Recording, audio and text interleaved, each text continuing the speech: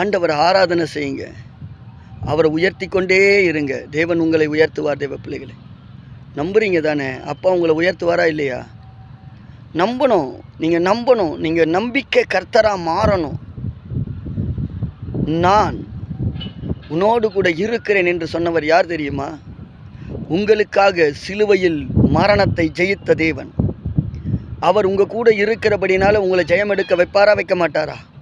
அவர் அடிக்கப்பட்ட ஒவ்வொரு அடியும், அவர் சிந்தின ஒவ்வொரு இரத்தமும் அது உங்களுக்காக என்று சொல்லி, இயேசுவின் இரத்தத்தினால் மீட்கப்பட்ட தலைமுறை நான். அவருடைய இரத்தத்தினாலே பரிசுத்தமாக்கப்பட்ட ஒரு தலைமுறையாக இருக்கிறபடியினால் கர்த்தர் என்னை எப்போதும் அவர் பக்கத்திலே வைத்துக் கொள்வார். ஆமென்.